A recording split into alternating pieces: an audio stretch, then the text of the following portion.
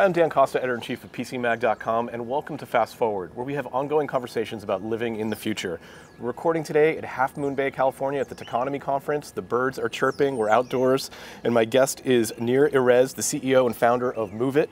Moovit is an app that helps you get to work faster, that tells you about public transportation, but it's actually much, much more than that. It's actually a database of human movement and mobility, and Nir's here to talk to us about what that app can do and what it's going to be able to do in the future. Nir, thanks so much for coming on the show. My pleasure. So, explain what Moovit is for people that haven't downloaded and tried the app. So, today Moovit is the world-leading mobility app within the urban area, but we have started in a little bit more narrow area where we wanted to solve the information problem that relates to public transit. How to get from point A to point B, where exactly the bus is and when it will arrive to your stop. And it ended up that people lack information when they ride public transit more than anything else. They just don't know when the bus is going to get there. That's one issue. The other issue is that if they do not own a car or usually use public transit, every week they have multiple areas they need to get to and they're not sure how to get there. So planning multimodal trip planning is a lot about knowing how to get from point A to point B. But it ended up that this layer of information is really underserved when the world have a full coverage of roadmaps for many years. The transit data layer 5.5 or 6 years ago existed only in about 15% of the cities around the world. So think about people who had to use some papers, schedule and routes, and we wanted to bring this information directly to them. So we had to first develop the app, but also to build the data that supported. So, and when I first heard of Moovit, I assumed that you would just do a partnership with the cities and you get the data from them and then you'd import that into your app and present it to consumers, but you went about it exactly the opposite way.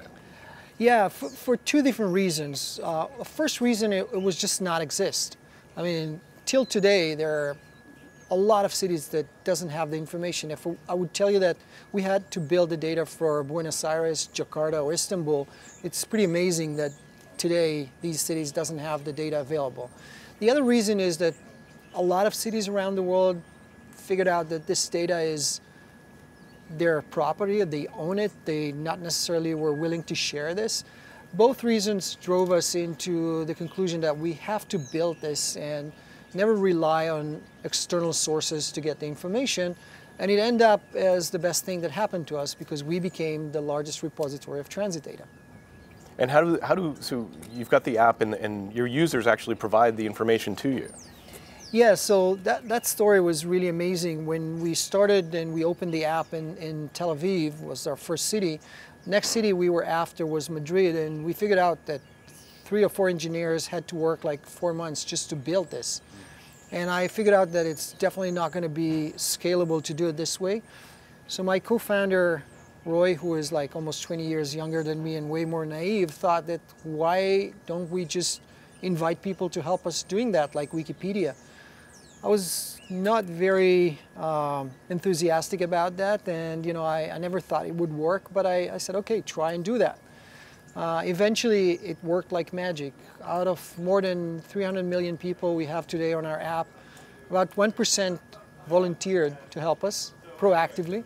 Which is a lot when you've got 300 million users. It's a lot, but it tells you that there's 1% of the population are really good people. I'm not part of this 1%. But anyway, out of this 3 million, we were able to train and qualify about almost 500,000 now as editors.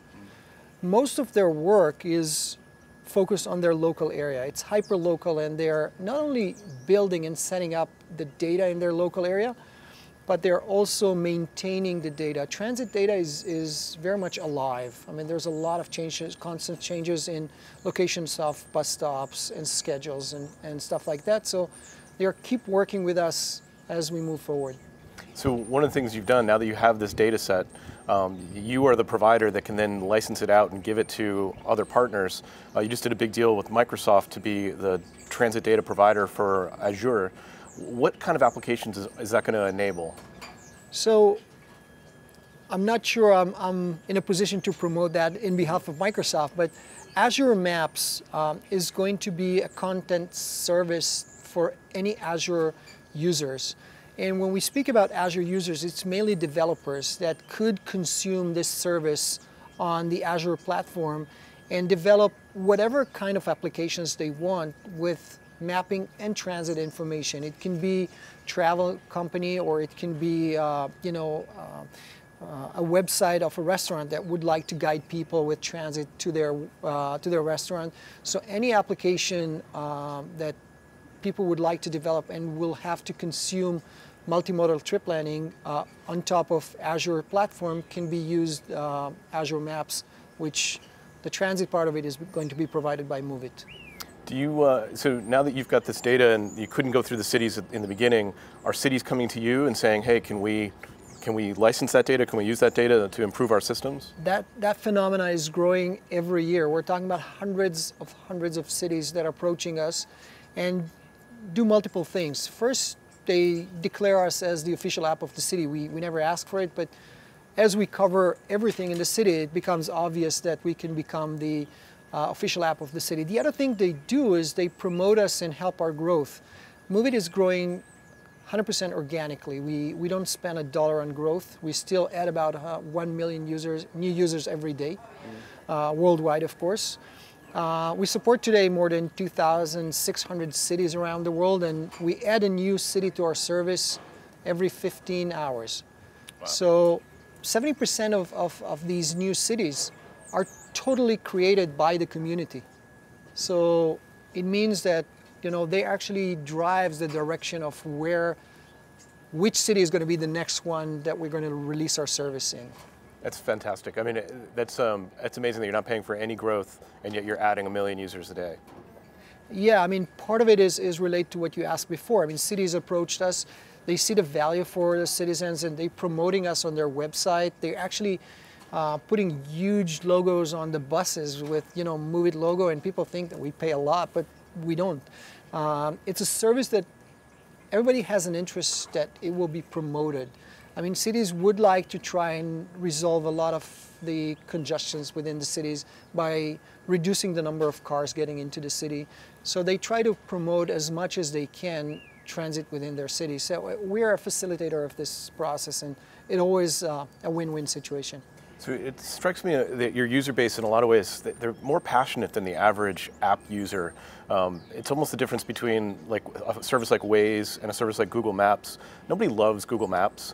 They use it, it gets the job done, but Waze is something they have a relationship with. They feel like they have it's just a more intimate relationship.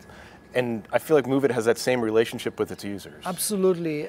It comes from two reasons. First, the lack of information is the biggest problem people that use transit feels. And we come and provide them this information for free. It's always like, we love you for that. The other thing is we allow with our platform to cities that were not supposed to get any service from Google Maps or any other source to build their own data and open the service. So take as an example, Bari in Italy, a 400,000 population. GDP per capita very similar to Turin, and they have a good transit system, but nobody cares about them because they're too small. Mm-hmm. All of a sudden, a community of 8 people can work a few months, build the data, and we open the service. So they're, masters of their destiny. I mean, they can actually control their destiny. They can make sure that their family, their friends will have an app to use. It's almost, you're providing a platform that the cities can use and deploy. Absolutely. Without paying you, and just getting their users online and promoting it. Absolutely. And suddenly they've got an app that can help people get around the city that they didn't build themselves. Yes.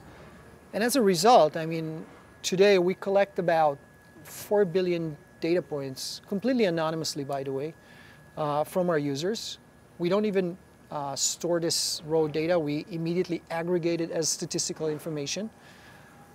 And if you think about it, 4 billion data points, multiply by 365 days a year, multiply by a few years, now we have a huge database that clearly show people's movement within the cities in, different seasons, different days of the week, different hours of the day, and you can do a lot of analysis with this information.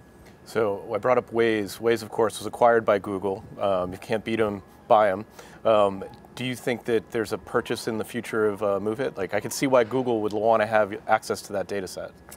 So I don't know if it will happen or not, but I don't think you should build a company for an acquisition. I think what we need to do, and my vision is clear, I mean, we're running towards getting into the 1 billion people milestone within less than 2.5 years. And in the same time, we have started to monetize 3 quarters ago. With the pace of monetization we see right now, we pretty much going to be cash flow positive very soon. So I don't feel any pressure to be acquired, or we don't even promote something like that. My real vision is to leave a dent on the world of mobility, and not sure that an acquisition will help. How do you monetize? So we monetize in multiple ways. I mean, what you just mentioned, our partnership with Microsoft, which is one way. We provide our transit data. I cannot disclose today, but it will come out very soon to multiple very, very significant companies in the world of mobility. That's one channel. The other channel is that we actually sell mobility as a service platform and analytical data to cities and transit operators. As crazy as it sounds, most cities and transit operators are quite blind, I would say, regarding the real demand in the city. And they're very much like to get statistical information that will help them improve and better utilize the existing infrastructure within the city by just understanding what's the demand looks like in different days of the week and in different areas of the city. This information is becoming very valuable for them, and we have just started to offer them this service about less than a year ago. So it's a multimodal tracking service. You've got a lot of different data points. In a lot of cities in the United States and across the world, rentable dockless scooters are taking off. What are your thoughts on that as a transportation type? Is it a fad, or is it something that's here to stay? I think it's something here to stay, but very similar to the ride-hailing companies. Technology and entrepreneurship always lead and have I would say, a period of time where they operate in a chaotic market, and then regulatory forces follows. It might take a few years, or in our case now, they have learned and they're going to follow up in less than a few years. So regulatory forces will eventually control supply, control rules, but the last mile solutions like scooters and electrical bikes are definitely here to stay, because it creates a more holistic picture and multiple options for people going from point A to point B. And the way I envision that is that as we move forward, the friction moving between one mode of transportation to the others will be reduced. The payment friction, even the connectivity, which is not really smooth these days, will become more and more smooth, and people would definitely leave their home without driving a car, knowing that they will get there in a relatively smooth ride. Very good. I want to ask you the questions I ask everybody that comes on the show. Is there a technology trend that concerns you, something that keeps you up at night? So I think that in a way, artificial intelligence is a great thing, but also concerns me about where it's going to take us, how much of prediction AI will have about our lives and our next move in regarding to commerce or other ways. So it's very exciting but concerning as well. There's one of the topics at the conference that we're going to listen to Kai-Fu Lee in about a half hour talk about just that, the superpowers of AI. I'm very interested to go and hear that. We're almost there. Is there in terms of technology gadgets, is there an app or a service or a product that you use every day that still inspires wonder? I know it sounds very popular, but still, I think that Google search is maybe the one thing in technology that changed everybody's life. So you get an answer for almost any question these days. So it becomes a habit that 20 years ago was not exist. Mm-hmm. You don't need to ask people, you don't need to go to the library or to the encyclopedia. It's just at the tip of your finger. So that still amazes me every day. I think it's a great answer because the new generation never lived in a world where that wasn't there. Absolutely. So their nature, their understanding of facts and knowledge is just very different than ours. We are still impressed by the fact that you can find out anything. Every day. Every day. From your phone, pretty much anywhere in most countries. Yeah. Nir, thanks so much for doing this interview. I really appreciate you taking the time. Thank you, it was my pleasure. That's Fast Forward for today. If you would like to see past episodes of Fast Forward, you can find them on PCMag.com. You can also find them on Apple Podcasts, on Google Podcasts, and pretty much anywhere fine podcasts are given away for free. Thanks so much for joining us. I'll see you in the future.